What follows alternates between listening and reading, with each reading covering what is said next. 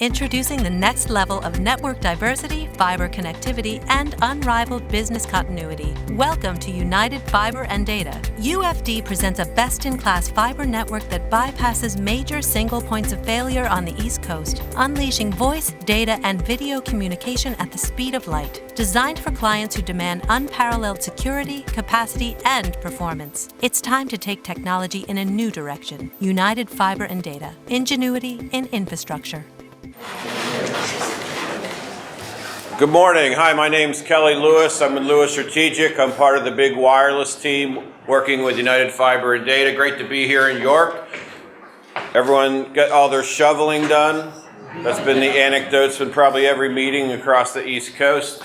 But we've got a great lineup of speakers today. We have three elected officials here to give a welcome here in York, and I'm going to kick it off right now with County Commissioner Christopher Riley. Commissioner.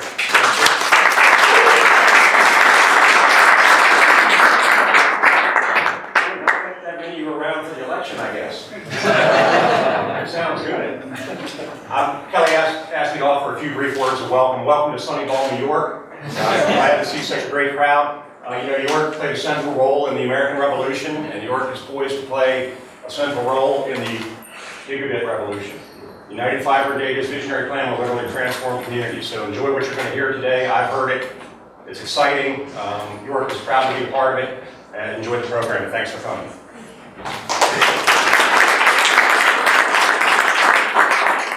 Thank you. The stars are aligned in York and Harrisburg, from the governor on down. When I was walking in the Capitol a few weeks ago, Representative Schreiber just literally almost tackled me in enthusiasm for this project. So I wanted to give an opportunity for State Representative Schreiber to give an update from Harrisburg.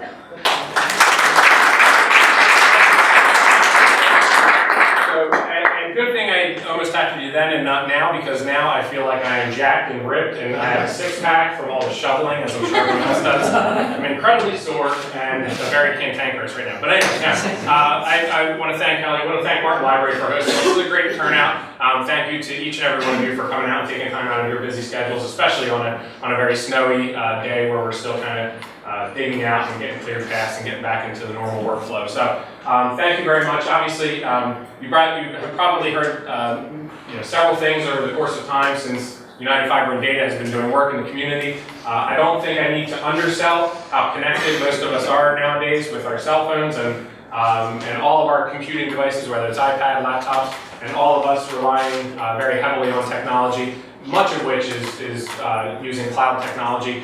I think it's important when we talk about that, many people forget that while we talk of the cloud, there is actually a backup that is sort of a hard copy manifestation of that, whether it's fiber, whether it's actual digital lines, or rows and rows of big buildings and server rooms and things of that nature. So it has to exist, and for us to continue to compete in a 21st century economy, we need to continue to modernize and evolve our technological offerings.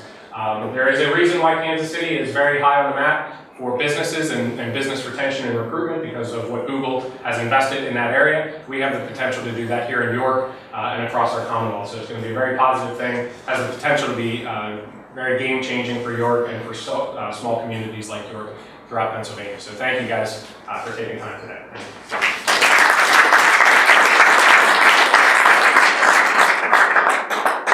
Thank you, Representative.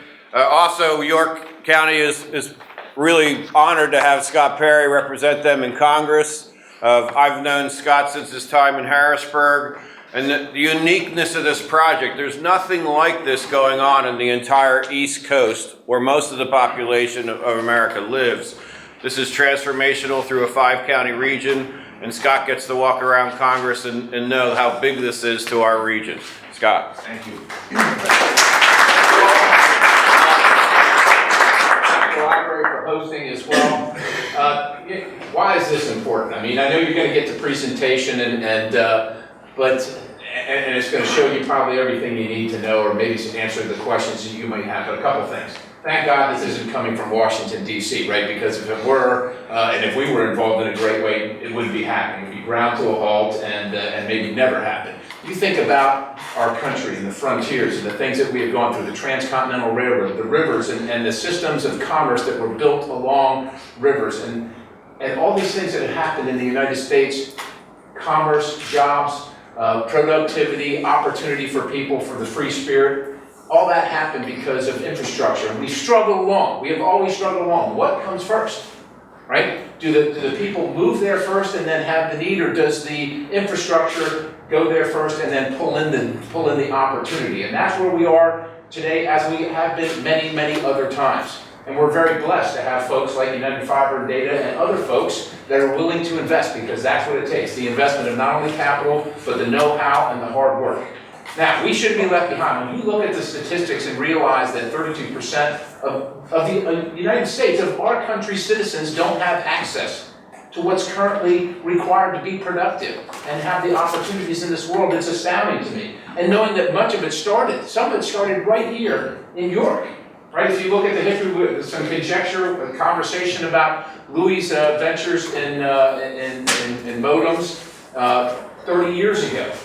I don't know why we're so far behind and why we should be, and why we should be satisfied with that, but we can't be, right? So this is the effort to raise awareness of what it takes to be connected to the world for the opportunities that we all should have, and to bring those opportunities right here to Pennsylvania, to York County, to the mid-state, and the folks that are willing to make that happen, and do the hard work, and make the investment. And it's no mean feat. It is absolutely no mean feat to do that. So it comes with a lot of effort and a lot of awareness raising, which is what you're all doing here today. So I also want to thank you and welcome you and say thanks to the team that is doing this. Look, I will tell you that just this year, I was on dial-up, essentially, where I live in Dillsburg. I was on dial-up until about 1 month ago. Literally, okay, until about 1 month ago. And this is the 21st century, right? And Americans have, we've been used to leading the world in things like this, not following. And finding out that we're ninth in speed, finding, around the world that we're ninth. This is the United States of America. It is wholly unacceptable. So we all got to do what we can, right, to raise this awareness, to get on the team. And the infrastructure, I'm on the Transportation and Infrastructure Committee. A lot of people think it's about roads and bridges, and oftentimes it stops at that. We have airports close to where we live. What came first, the airport or the population? You got to ask yourself, what came first, the road or the factory? What came first? These are the questions that we have to ask, and then how do we solve this equation? And the folks that are in the room, many of them in the presentation you're going to see and hear today, are going to answer that equation and find that solution for us. And then we have to work together to make sure that it's a reality, so that everybody in our communities has access to the same speed, and it's the opportunity. It's not the speed. The speed is just what provides the opportunity to be connected to the world, and the opportunities to do everything that you want to do in this life, and the folks that are here to provide it. So thanks very much for your interest and your involvement.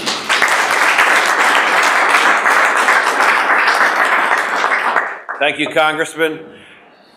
For many years, I had a chance to lead the Pennsylvania Infrastructure Group, but included all the different infrastructures across the state, all the associations, from the governor on down, strong support on what it takes to improve the infrastructure in Pennsylvania.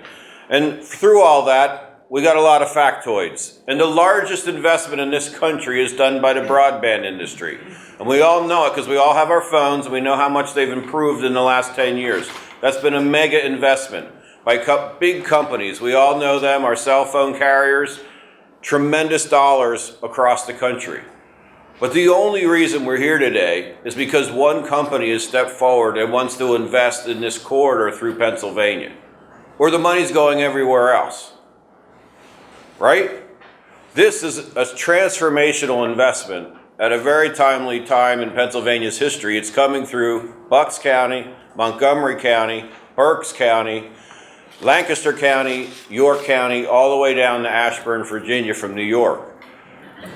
It wouldn't come here except for one company, and I'm pleased to announce and bring up Bill Hines, the CEO and founder of United Fiber and Data.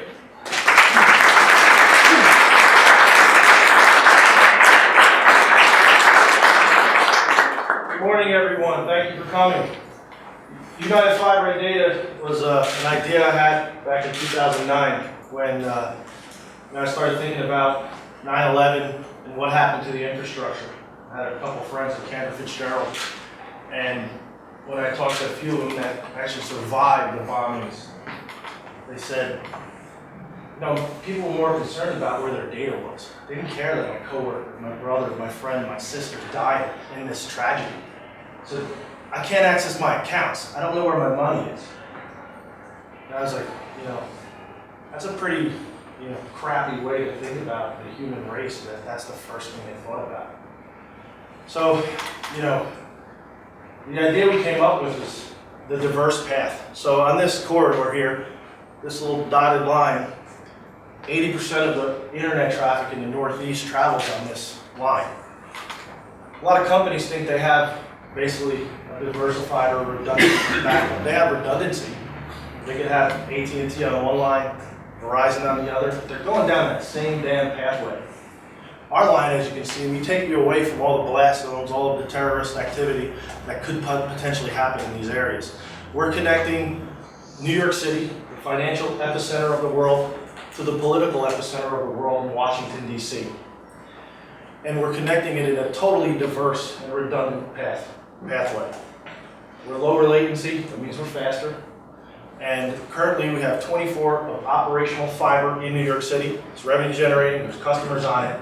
And within the next week or two, we'll be pulling fiber, 864 strands of fiber. We'll be blowing it under the Hudson River. That's a huge milestone for United Fiber data. A lot of times I say, don't believe what you read in the press. That's why I kind of really don't want to talk to them anymore. I'm a quote machine, they say, so it's good. Anyway, it's a hard process. People say, well, why don't everyone do it? Well, you know, Verizon and AT&T, they're publicly traded companies. They have so much capital. You know, this line itself is $35 million. But so myself and 3 members of the multi-platinum rock band Live, who are from York, who when they started their little band in 5th grade in Chad Gracie's garage. And Chad Gracie from the band is here.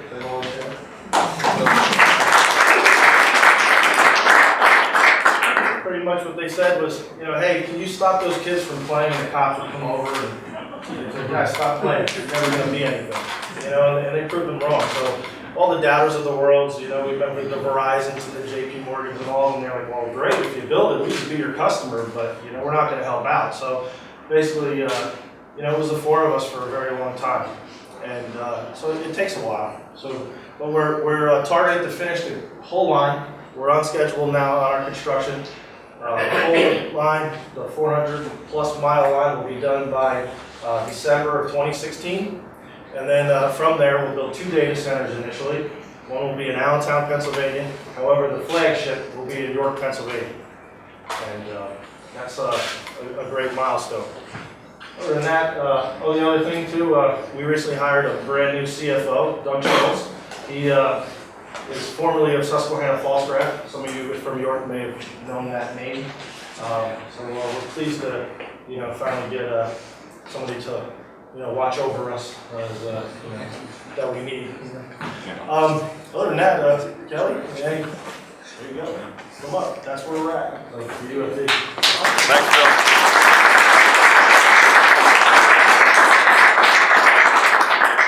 So 3 months ago, I met Heather, and I met Bernadette through John, and we put together this kind of very excellent program on how to jumpstart the Pennsylvania gigabit revolution from the Delaware River all the way down to the Maryland border, and try and get as many organizations aware of what we're doing, why it's important, and to get them engaged in the process. So we will put together technology action plans for any organization that wants them. We're going to get into a little bit more details on that. But Heather's been unbelievable. She's so dynamic to pull everything together to get this launched and make everything work from Doylestown all the way to Hanover. We did have a 3-day road show, but we got a little bit of snow, and we'll go back in February to Doylestown and Pottstown. But I want to give Heather Grip an opportunity to give an update on the Pennsylvania gigabit revolution.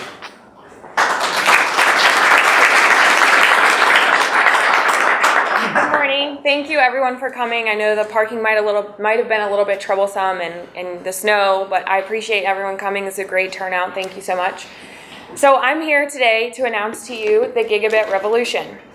So what that is, we're going to discuss high-speed broadband coming to your community. We are operating on a grant funded in part by the Pennsylvania DCED. It's a BOAF grant. Most homes, just to break it down for you, most homes receive about 5 to 10 megabits per second in their internet. Homes, businesses, some businesses pay for more. A gigabit is 1,000 megabits per second, and the backbone that Bill just explained is what could bring this possibility to York. A lot of people would say, why do we need this? Well, I already have internet. Why do I need faster internet? Well, the point is, we are in a technology race with the rest of the world. Can I get the map slide?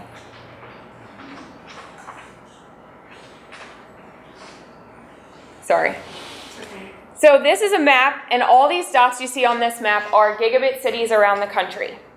If you look, there are a great deal of them on the eastern seaboard, but none in Pennsylvania, none at all. So we are looking to bring 6 gigabit cities to Pennsylvania. In Chattanooga, Tennessee, they moved the Volkswagen manufacturing plant to there based on their access to the internet. In addition, that brought 3,700 new jobs, the gigabit internet in Chattanooga, Tennessee. Kansas City was the first gigabit city, and as you can see, there are several more. The internet, those are the 2 gigabit cities in Canada. We hope to see them grow. The Internet of Things estimates that there will be 50 billion devices connected by the year 2020. Another good reason is telehealth. So with telehealth, you could have appointments with your doctor without ever having to leave your home. We met with WellSpan. They were very interested in this. It's a great opportunity for everyone. If you have maybe several children or elderly parents, if you can think about how easy it would be to see the doctor without ever having to leave your house, I know that would be great. Education is another big one. The FCC says that students with access to broadband have a 7% higher graduation rate. That's huge. I mean, everyone wants to see graduation. The kids are the future of the whole world.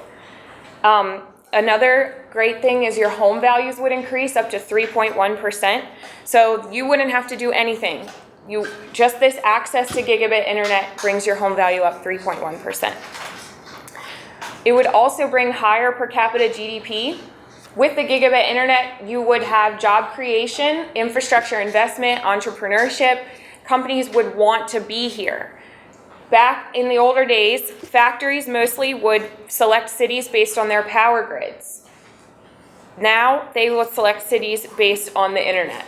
So we want to bring this here. So our team, Big Wireless, Deliker Strategies, Kelly's team, we are meeting with current providers, engaging your political leaders, and surveying businesses and residents to see how we can make this possible. And now I'll introduce John Dolmich, and he can talk to you more about Big Wireless. Thanks, Evan. Okay, so my name is John Dolmich. I'm the president and CIO of Big, and we've been hired as kind of the technology ringleader for this project. Kelly's team works for me, the Deliker team works for me, and I work closely with the UFD folks.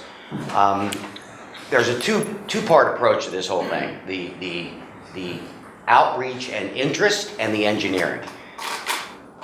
Kelly and Heather and all their team apparently has done a very good job on the interest level here in York, because all you folks showed up. So what my team's mission is to look at all the interest, the companies that are interested, the educational facilities, economic development in the 6 communities, and determine what existing assets from a telecommunications perspective exist here. And I know a lot of people ask the question, well, why don't we have gigabit here?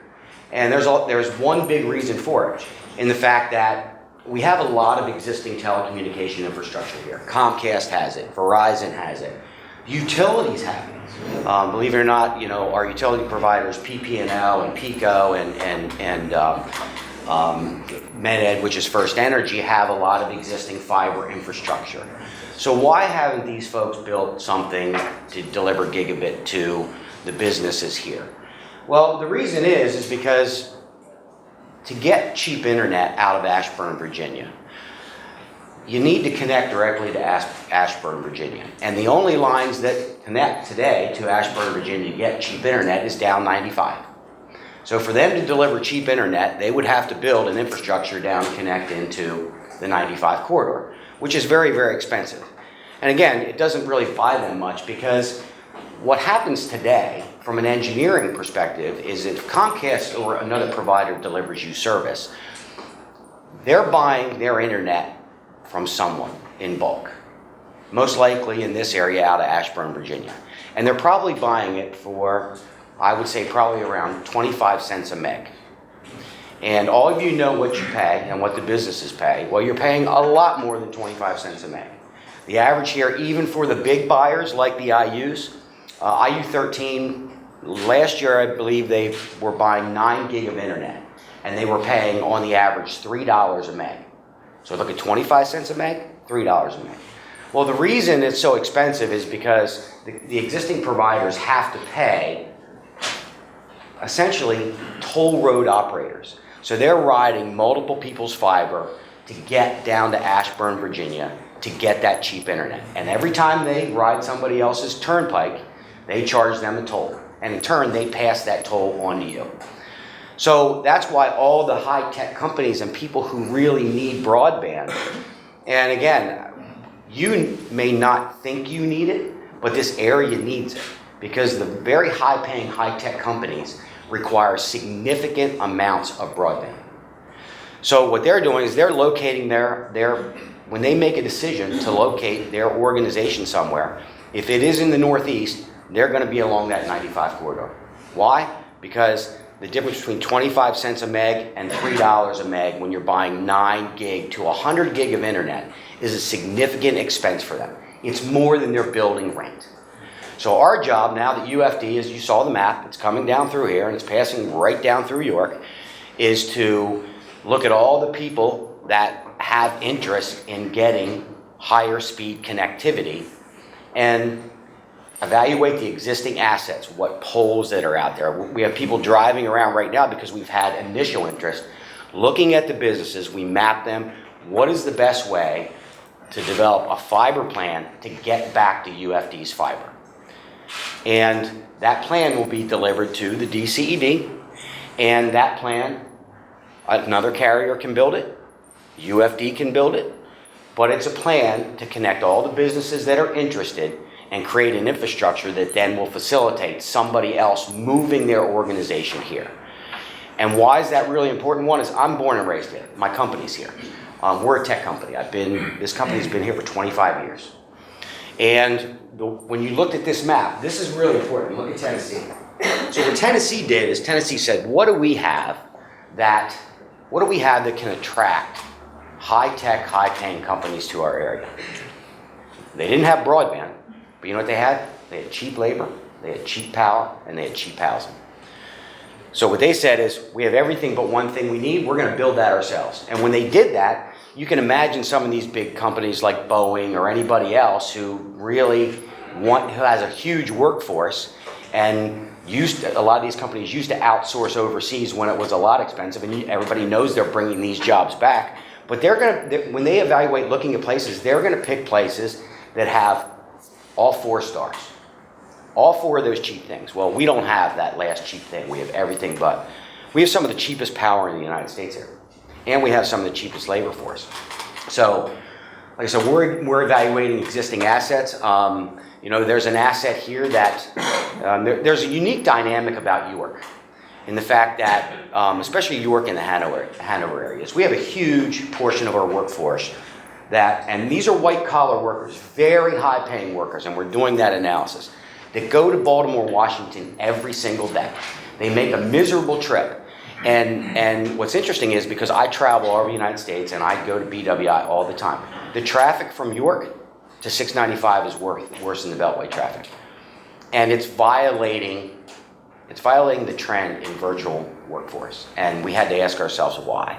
So there's a reason those people are driving there, and the fact is they have to, because there's a lot of new cybersecurity work down there. They're not allowed to work remotely. they have to be physically plugged into a network. So if they're working for Boeing or they're working for any of these other guys who are working on defense-related or security-related projects, they can't work over a virtual private network. So we're evaluating the spare conduit that runs down the rail trail, heading down that way.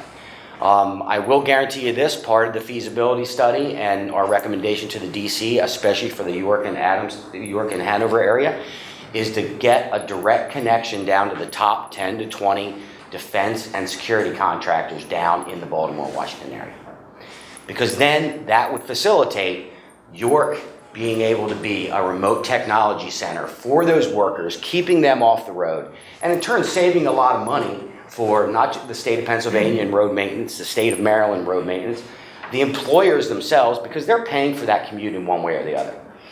It's really interesting to look at the dynamic between York and Lancaster and the downtown areas. Lancaster has a connection. Lancaster has a rail connection to Philly. And those people leave at 7:30 in the morning and they are back before 5. And they're spending their money in Lancaster at night. Down here, they're not. They don't get back until 7 o'clock at night. I mean, it's horrible. So they spend all their money down there and they're miserable. We really need to look at how we can use this big backbone and some spare assets that exist to go down to that area to try to get York, especially York, connected to the Baltimore, DC area.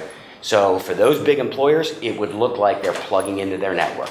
Essentially a direct connection, glass, from York there. So that's really our role in the whole thing.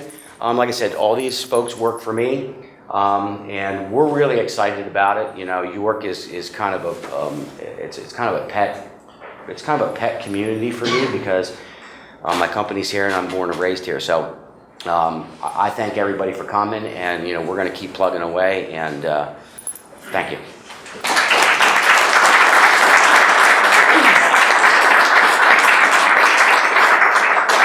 Thanks, John. So it used to be a neighborhood competition, 2 pizza shops.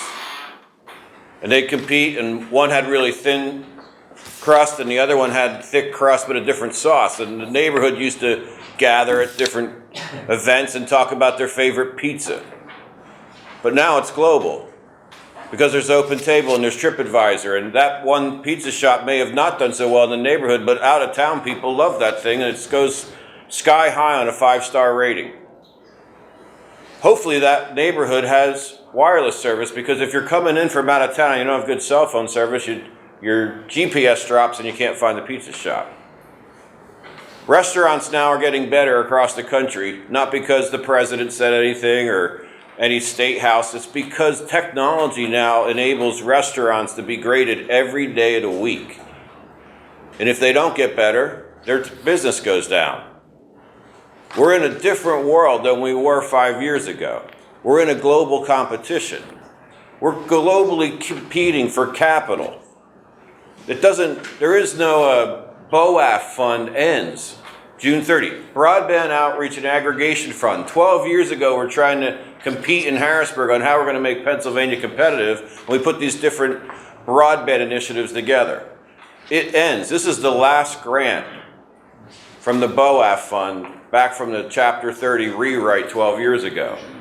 There is no state plan on what's going to happen forward. The only thing going on in Pennsylvania to address broadband, which I believe is the most important infrastructure aside from electricity to run the technology industry. I ran the trade group for the technology industry for 8 years in Pennsylvania.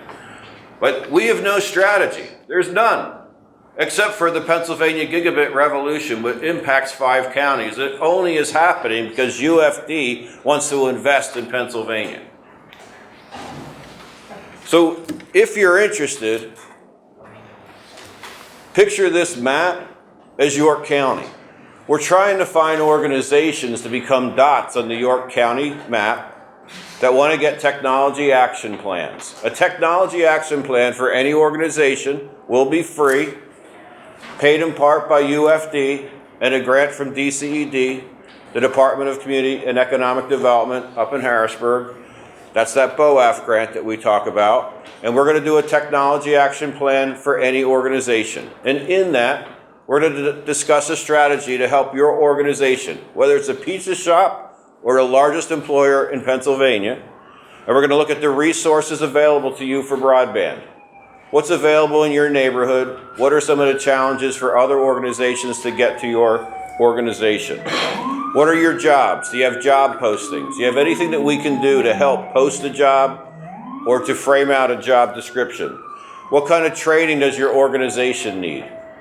Are there training organizations? We have Mantech here. We got the South Central Manufacturers Association here. Tom's here. Tom? Scott? I mean, York County has the best workforce training in the state, bar none. Am I right, guys? You guys do it better than anybody, and I've been very involved in workforce training for 15 years. York County's got the game on. The other thing that this revolution will do is make connections. Our team, we're seeing all the cool things going on from Doylestown to Hanover. And it's a huge economy. It's part of Pennsylvania's largest economic engines this thing is going through. Bucks County, we were supposed to meet on Monday at the Pennsylvania Biotech Center. They discovered the cure for hepatitis C in Doylestown, Pennsylvania. You all know that, right? No, few people know it. Pennsylvania doesn't brag. We complain, right? The Eagles stink. The Steelers didn't make the playoff, right? Our culture isn't bragging. We try and get investment into our state, and they're figuring out ways to not make it happen. It's the craziest thing. You want to go down south? Hey, we want to put $25 million in your state. And you're like, what can we do? What can we do to do it? That's where those dots are. Tennessee, what can we do to get you guys to move here? Well, we're not going to move here unless you have broadband. How do we do that? Pennsylvania's not thinking that way right now. I hope it changes. We're not figuring a way to make our state open to business. Does anybody know how hard it is to start a business? Does anybody know? Raise your hand if you know how hard it is to start a business. Now, when you said that, the first couple people you talked to, they all said, hold on a second. Let me get my checkbook because I want to give you $100,000. Is that what happened? No, it doesn't. It's a struggle. And we got to change things around this corridor to say we want businesses to start here. We were open for business along this corridor, and we got the best broadband in the country, in the world's coming through this sector. So John's organization is going to do the engineering. If you want a technology action plan, we will do the engineering design around your facility, around your pizza shop to a very large organization, and figure out the strategy to get that to the fiber or to another carrier to get you to the fiber, depending on where you are. If you're across a river, across a creek, across a railroad, there's challenges. It's not so easy to get broadband. A great example is Gettysburg. It's very hard to get broadband to some organizations around Gettysburg because there's a national park. And then there's some creeks and some railroads. The Hack campus in Gettysburg was a very difficult build out, but Delliker Strategies, where Tom, Jim, Delliker Strategies and I, we did a similar project for Hack. When we started at Hack, they had a 10 meg connection to the Harrisburg campus. They had DSL to 3 campuses, and they were out on the road promoting this digital campus idea. Well, how do you do a digital campus and download stuff if you have DSL at 2 campuses? So we did this project. They went up to 100 gig and 10 gig at all the branch campuses. Within 6 months, they had a gig at the main thing. Now they're up to 10 gig. All because they got into this thing about broadband aggregation. How do we pull our broadband needs together and bid it out? And all the companies all of a sudden, hey, we need to get that contract because that's a big contract. And then a guy named Adam Smith came out of the grave and started doing his work. Right?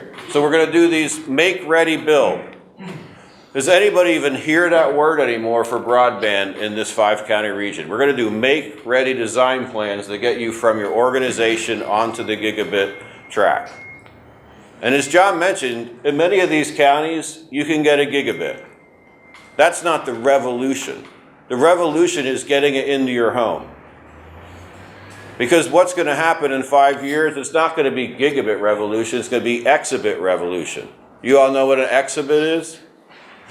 In our lifetime, the internet did 1 exabit around the world. And then we got hired, the Tech Council did an exaflood program around the state in 10 cities to talk about what is the exaflood, the exponential growth of the internet. And at that time, 7 exabits went around the world. Today, 7 exabits go around the world every day. In my career, like this isn't like 20 years, this is 7 years later. Exponential growth. Your phones, who knows what they're going to do in 5 years? So for all you companies out there, I was wearing a t-shirt this weekend and it said, I want my MTV. I was getting psyched up for this week. That's what this is about. I want my gigabit connection. If you don't ask, you won't get it. Scott, Kevin, Chris, if people don't ask, how are you supposed to figure it out? Because there's a lot of organizations going to Washington, Harrisburg, and York saying, we want this. But very few organizations saying, we want a gigabit to our home. If you don't ask, it won't probably happen. If you ask and talk to your neighbors about it, it starts to build momentum. We do aggregation projects and we pull it off. John's team will come and meet with you. Deliker Strategies, guys, raise your hands. They've got 40 or 50 copies of a survey that they need companies to fill out, so meet them afterwards. Bernadette, raise your hand. Bernadette's our rock star that organized all these events the last 3 days. I have to be careful. I used to use Rockstar all the time when I was in Tech Council. Now, that's the changed paradigm now. So, see Bernadette, she's got surveys to fill out as well. These are marketing surveys that we need. And we need organizations to fill out the technology action plans. We want to light this county up with dots. John, could you tell us a little bit about some of the projects that your company from York has done around the country in terms of Wi-Fi and other things like that? Sure, Kelly. I mean, you know, we've been building these type of networks for a very, very long time. And what's interesting is that, you know, there's only been 2 in Pennsylvania. We built the original city of Philadelphia for their Wi-Fi project, that's a very interesting project, which I'll touch on in a little bit. We did the city of Altoona, Miami Beach. We did the entire eastern shore of Maryland. They had the same need. They basically recognized they had a need. Nobody was building fiber. So they said, you know what? The library system, the state library system actually saved a bunch of money over about 10 years, and they built their own network. They said, you know what? No carrier is going to build it. We want to build our own network. They actually still use that today. The city of Houston, the city of Wellington, they do the same thing down in Florida. It's actually the polo capital of the world. And what's really more important, you talk about the city of Philadelphia, which was a very interesting project, and people said, well, you know, municipal Wi-Fi, it's not going to work. Nobody really wants it or anything else. Comcast is my largest customer. And right now, their biggest capital expense in the company is putting Wi-Fi everywhere. They want to be the largest Wi-Fi provider in the world. We're doing about 10,000 designs, 100,000 designs a year for them in outdoor. And they're doing it because they recognize the mobile phone revolution and the requirement for broadband. And they want to own your phone. They want to own the data. So it's important to recognize that, you know, they are doing it in central PA as well. But if you look at the other cities and the amount of money and capital and the number of devices that they're putting in other cities like Seattle and Portland and Orlando and, you know, some of the larger organizations, the Keystone region has gotten about a tenth of the attention that the other cities have gotten. You know why? Because the other cities want it, and they're following Google. So the other cities are saying, we want Google. Comcast is saying, you know what, we're going to beat Google there. So they're putting their effort into broadband. And again, they're paying a little bit of attention to Central PA, but not all that much because nobody's screaming for it in Central PA. So we've been doing this for a long time. I'm really excited about it, but you know, it's right up my alley. Great. So there's a global competition going on in every company. There's a small company called Google, a small company called Comcast, a small company that's been around called AT&T. These boardrooms are all figuring out where they're going to make their investment. It's really pretty common sense, right? I mean, I'm from a small town too. But they're going to make the big decisions. There's just a few more zeros behind their investment decisions than our households. But they're going through the same process. Who wants this? Look at those dots. I mean, actually, no one in the Northeast is banging the door for this stuff. But all the other areas where economic growth is booming, in Tennessee, I don't know, anybody been to Tennessee lately? You know, it's one of the few areas in the country that's got a lot of stuff going on. Nashville, anybody been to Nashville lately? So. Was it the Ingrams in Nashville from Ingram Micro? And Lots of stuff going on around the country with broadband with companies that you never heard of. It's just like what happened with the whole revolution of telecommunications. You know, nobody heard of MCI. Nobody heard of them at all. But they changed the world that we know.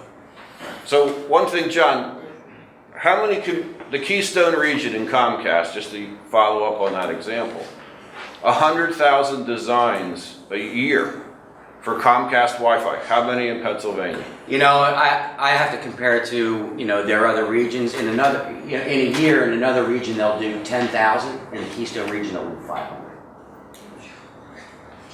It's not a lot.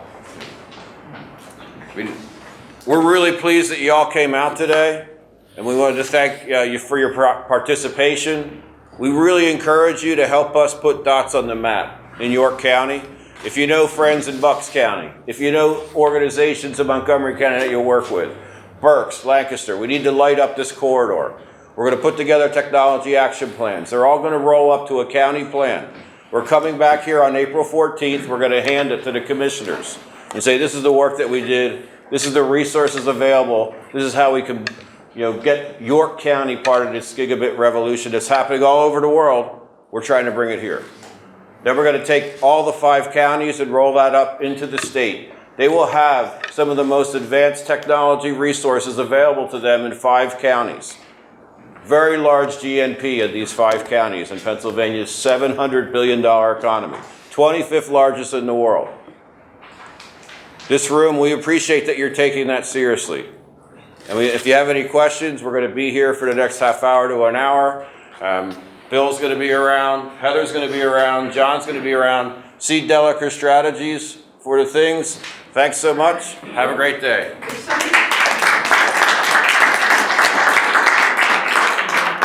if somebody's not here but needs this information.